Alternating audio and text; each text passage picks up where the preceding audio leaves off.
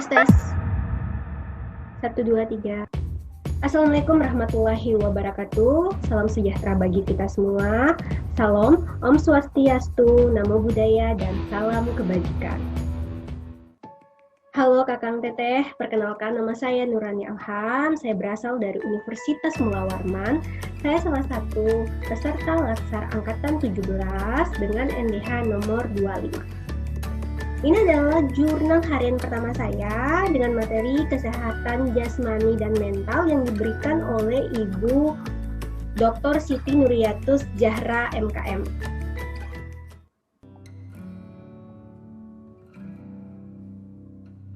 Ayo sehat. Jadi sebelum kita ayo sehat, mari kita pahami dulu konsep sehat. Konsep sehat di sini ada dua. Pertama dari WHO yang merumuskan pada tahun 2014 bahwa cakupannya itu sangat luas. Keadaan yang sempurna baik fisik, mental maupun sosial tidak hanya terbebas dari penyakit atau kelemahan cacat. Dan bagaimana menurut undang-undang kita?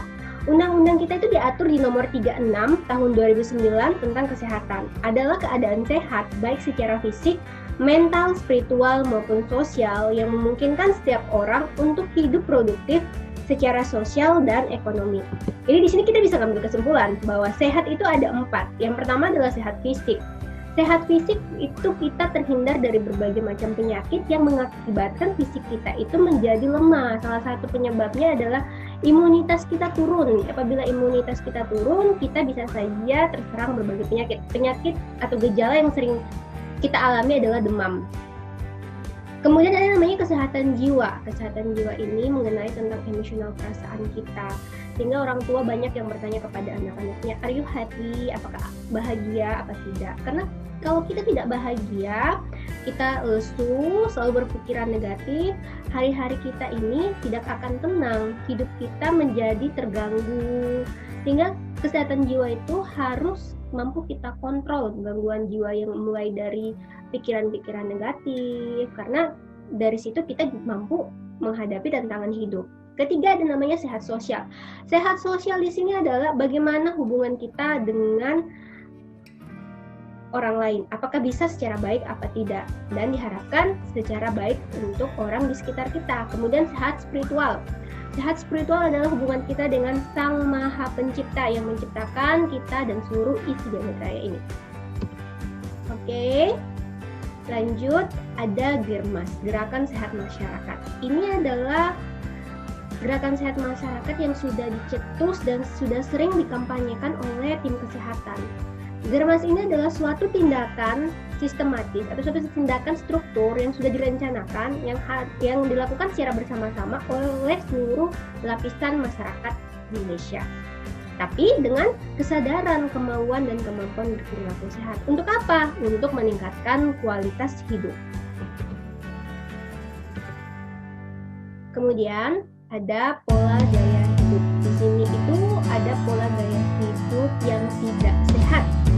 Jadi dijabarkan dan apa akibatnya? Salah satunya adalah jarang aktivitas fisik. Istilah sekarang adalah mager, malas gerak.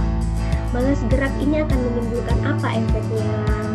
Kita janganlah malas gerak karena itu akan berdampak buruk bagi diri kita juga. Kemudian jarang mengkonsumsi buah dan sayur. Jarang mengkonsumsi buah dan sayur ini itu juga akan mengakibatkan sesuatu yang buruk bagi kesehatan kita.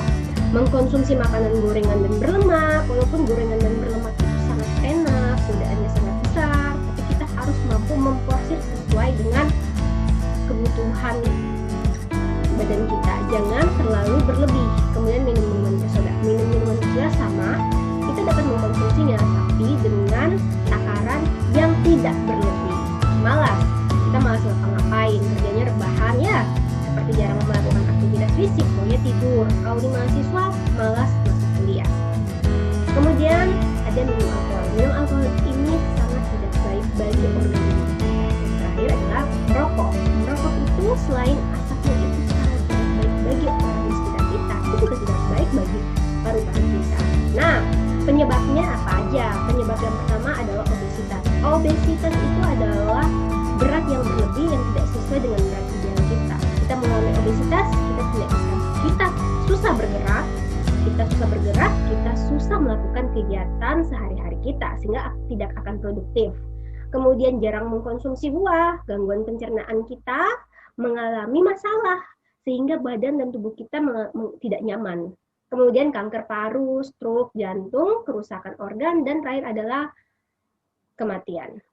Sehingga itu adalah pola gaya hidup yang tidak sehat, mengakibatkan dengan kematian yang paling terakhir. Lanjut ke bentuk kegiatan gerakan masyarakat hidup sehat. Yang pertama adalah seringlah melakukan aktivitas fisik. Melakukan aktivitas fisik di sini mulai dengan olahraga, menyapu halaman juga termasuk aktivitas fisik. Kemudian kedua adalah sering mengkonsumsi sayur dan buah. Ingat, karena dalam sayur dan buah ada seratnya, sehingga itu akan memperlancar pencernaan kita. Ketiga, tidak merokok. Jangan merokok karena asap itu tidak baik bagi diri kita sendiri dan bagi orang di sekitar kita. Sayangilah diri kita dan orang di sekitar kita. Keempat, tidak mengkonsumsi alkohol. Pasti, janganlah mengkonsumsi alkohol. Karena ini selain tidak baik buat organ tubuh kita, dan ini juga akan membawa pengaruh buruk bagi diri kita. Yang kelima adalah memeriksa kesehatan secara rutin. Jadi kita kan tidak akan pernah tahu penyakit itu akan menyerang kita di kondisi mana. Kalau kita sering memeriksa kesehatan secara rutin, kita akan tahu paham dengan kondisi badan kita, kondisi kejiwaan kita. Kemudian membersihkan lingkungan.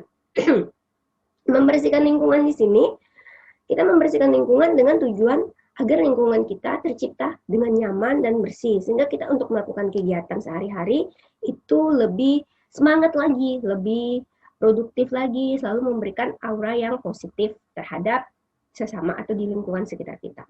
Yang ketujuh adalah menggunakan jamban. Oke, tujuan dari Dermas itu apa? Pertama adalah kesehatan terjaga.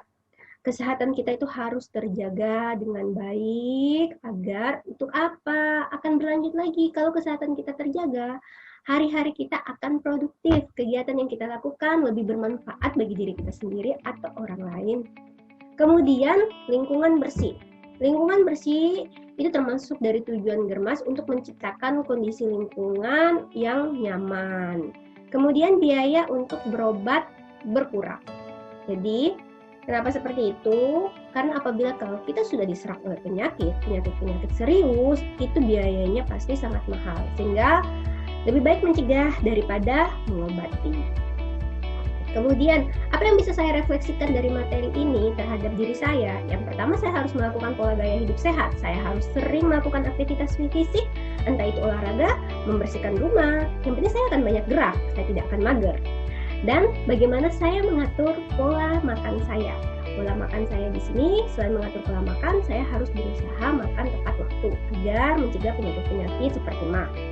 Kemudian yang ketiga, saya harus mampu mengontrol emosi saya, karena dengan mampu mengontrol emosi saya akan bisa semangat menjalani kehidupan saya, menjalani tantangan hidup, mau itu berat atau susah, saya harus tetap semangat. Kemudian bagaimana saya berinteraksi dengan Sang Pencipta. Selain tiga tadi, saya harus memiliki keyakinan, karena kita juga perlu ketenangan batin dengan berinteraksi dengan Sang Maha Pencipta.